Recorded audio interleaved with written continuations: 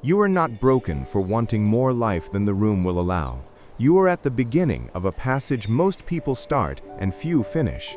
Survive does not mean you never stumble. It means you move through, reorganize, and return with something to give. Joseph Campbell drew this arc long before the feed. Departure, initiation, return. Most never complete it. They either stay where they were and call it loyalty, or they get lost in the in-between and call it freedom. You are here to walk the whole curve. First, let's clear the fog. Spiritual awakening is not fireworks or a brand. It is a shift in perception so honest it makes old costumes itch. Food tastes different. Noise becomes expensive. You see how much of your week is spent anesthetizing your own wisdom. You feel the hairline crack across a perfectly acceptable day. The schedule still runs, the smile still works, but something in you refuses to be bribed by applause. This is the call to adventure. Not a trumpet, a pressure change. Thresholds come with guardians. In myth, they carry spears. Today, they carry calendars, comments, bills, roles you once begged to have. They are not enemies, they're tolls. The question is not, are there guardians? The question is, what will you pay to cross? Most people pay with the wrong currency. They sacrifice sleep, kindness, or integrity to keep moving. Or they pay nothing and stay. You will pay with misunderstanding, temporary status loss, and the friction of slowing down. You will not pay with your soul. Learn that difference and the door opens. Why do most not survive? Because awakening is not a mood. It is a passage with traps. Here are the 7 most common, mapped to Campbell's journey, and the way through. Trap 1. Mistaking the call for the arrival. You feel the warm gust of clarity and you think you're home. You're not. You're at the gate. People stop here and make merchandise out of the breeze. They talk about awakening more than they walk it. They restake the call until the call gets bored. Remedy. Answer it once with 1 sentence of action. Move 1 boundary today. Put your phone to sleep in another room. Decline 1 performance invitation. Start before you have a theory. Trap 2. Performing the threshold. You announce your every step as if the hallway were an audience. Liminality becomes a theater of rebirth instead of the workshop where rebirth actually happens. Campbell called this the crossing of the first threshold, not the live stream of my becoming. Remedy? Secrecy for a season. Let the change incubate without commentary. Keep small vows in a room no one claps for. Light before screens. Breath before speech. 90 minutes of single-task work that would matter even if unseen. Humility is frictionless armor. Trap 3. Confusing the belly of the whale with exile. Enclosure feels like extinction if you have been trained to measure your worth in visibility. You will want to run, or you will hide and call hiding holiness. Both miss the point. The belly is a pressure chamber where an old shape softens and a truer one takes. Remedy? Design enclosure. Don't drift into it. 3 days. Morning silence, midday depth, evening restitution. No explanations, no theater. Boredom will visit. Anxiety will make a speech. Listen without obeying. Keep your small vows. Repeat until muscle is not moved. Trap 4. Choosing a guru instead of a mentor. A guru wants your dependence. A mentor wants your maturation.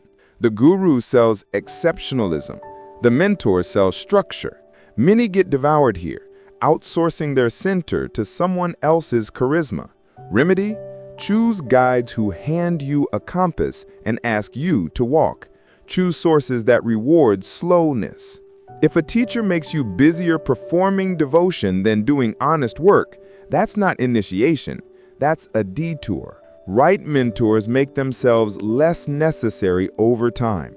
Trap 5. Bypassing the shadow. Awakening lights the room. It also shows the mess. If you use light to avoid the mess, you'll become brittle and dangerous. You'll call numbness peace, superiority clarity, and control boundaries. Campbell's trials exist to expose the parts of you that betray the vow. Remedy? Let the belly bring you the unflattering data. Where do you lie to keep harmony? Where do you rescue to feel wanted? Where do you produce to avoid grief? Write it. Name one behavior you will end this month. Pair it with a replacement that feeds the same need cleanly. Trap 6. Confusing insight with embodiment. A new sentence can change your week. Only new posture changes your life. Many get high on ideas, then crash into the same day. Remedy? Embodiment taxes. For every insight, one practice. Attention is love with a schedule.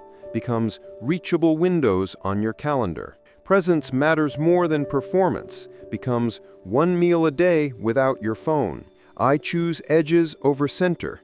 Becomes fewer platforms, deeper contribution. Knowledge that does not become a ritual will become a performance. Trap 7. Refusing the return. The cleanest feeling is to stay in the sanctuary. Many do. They call it boundaries, but under it is fear. Fear of being misread, of being asked again to sell ourselves to buy belonging. Campbell's map ends with return and the master of two worlds, not the master of one safe room. Remedy? Return at the edges, small circles, honest terms, a craft that can survive daylight. You don't owe the center constant presence, but you owe the world your elixir, your clarified attention, your kind limits, your durable work. Let's ground this in ordinary life. At work, hypervisibility is a trap disguised as loyalty. The ordinary world rewards you for answering first, speaking fast, and sprinting always. The awakened arc asks for the opposite. Clear estimates, 2 deep work labs per day. Reachability windows instead of constant availability. Fewer meetings with better preparation. You will be called arrogant for protecting the work that feeds everyone. Persist. Compacts are built on promises you can keep. On the feed, awakening and addiction can look the same when you measure by posts. One teaches your spine, the other steals it. Post what you would keep if no one saw it. Leave before you start tugging the slot machine lever. You are not obligated to be an employee of the algorithm. You are responsible for what your nervous system can carry while staying kind. In love, rescuing is not devotion. It is control in a nicer coat. The awakening wants you to replace heroics with presence. Listen without turning yourself into a map. Be honest without turning honesty into a weapon. Trade dramatic reconciliations for daily respect. The return is proven around a table more than on a stage. How do you survive the whole arc? You design a rite that is human enough to keep and strong enough to change you. Keep it simple. Keep it small. Keep it yours. Separation. Name what ends in one sentence that would embarrass a slogan. I am ending the role of being always reachable. I am ending my habit of turning every insight into content. Choose a symbol to carry. A stone, a ring, a brass compass. Give it a job. Remind your hands of your decision when your mind forgets. Mark a physical threshold, a bridge at dawn, a tree at the end of your street, your own front door. Cross it once, on purpose. Feel silly. Cross anyway. Liminality. 3 days. Morning. 10 minutes of silence. 1 page by hand. Read 3 lines on a card. Midday. 90 minutes on consequential work with every notification off. Door closed if possible. Timer visible. Evening. A slow walk or meal. 1 honest conversation. Set tomorrow's reachable windows. Across the days, practice 3 refusals. No to scope creep in live time. No to urgent without evidence. No to doom loops between tasks. Boredom is not failure. It is detox. Anxiety is not a verdict. It is weather. Keep your vow. Sleep with your phone in another room. Let your nervous system learn you're serious. Initiation. Trials will visit. The flattering invitation that costs your mornings, the old relationship that only functions if you shrink, the project that pays in adrenaline. Practice clean refusals that preserve ground. I can't hold this. Here's what I can do. Not like this. Here are terms that keep me honest. No for now, so I can be a trustworthy yes later. Apotheosis is not a costume change. It's the quiet recognition that your values have reorganized around what is actually alive in you. Return. Before you re-enter louder rooms, write again the 3 lines on your card. What I serve, how I protect it, where I refuse. Translate them into rules the world can feel. Availability, 2 windows a day. Appearance, fewer platforms, deeper presence. Accountability, 1 weekly 1-pager of what moved, what didn't, what's next. Pick a circle that can hold you to this without theater. 2 friends, a partner, a mentor. Schedule a 30-day check-in. Put it on the calendar now. How do you know you're surviving, not dramatizing? You become less interested in winning arguments and more interested in keeping promises. Your language shortens and cleans. I don't know yet becomes a bridge instead of a confession. Your output is smaller and heavier. You sleep like a person, not an alarm. People near you are calmer, not dazzled. You can move between rooms without losing your name. Common fears will knock. If I change, will I lose people?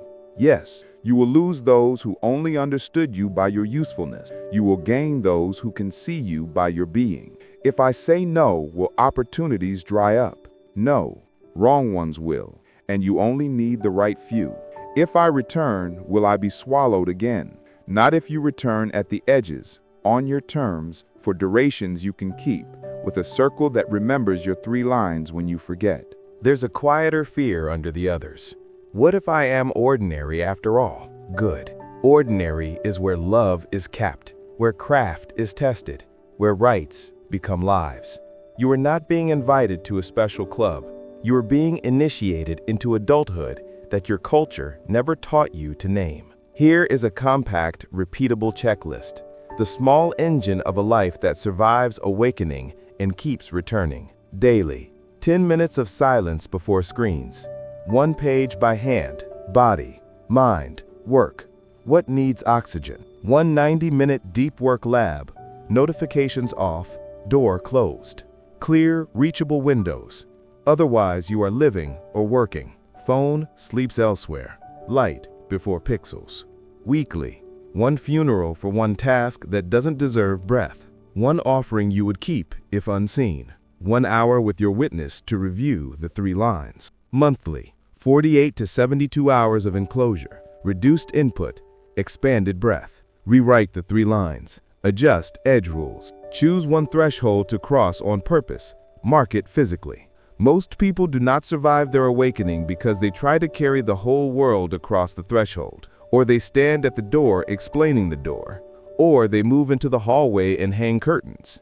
Don't. Cross cleanly. Work inside. Return with bread. Awakening that does not return becomes a museum. Awakening that returns without having reorganized becomes a performance. The point is the 3rd thing, to become a person who can move between worlds without losing the thread. Master of 2 worlds is not a grand title. It is a calm capacity. You can sit with the child and the CEO, the grieving and the loud, because you know where you stand. You know what you serve. You know how to protect it. You know where you refuse. If you need 1 sentence to begin, use this. I will stop trading my nervous system for belonging. Put it on a card. Put the card where your hand can find it. Tonight, choose the simple symbol to carry. Tomorrow, cross your small bridge at dawn. Breathe. Read your 3 lines softly. Then keep your small vows. When the center calls, go if your work is needed. On your terms, for a clear duration with a clean exit. Then return to the edges where presence is grown and guarded. You do not need a new identity. You need a passage. The world does not need your constant performance. It needs your reliable essence. Walk the old map in a new century. Depart, the initiated. Return. Survive, not as someone who never wavers, but as someone who keeps coming back with something that lasts, attention that lands and stays, boundaries that bless, craft that can be trusted. This is how you live through your awakening. This is how you help others live through theirs.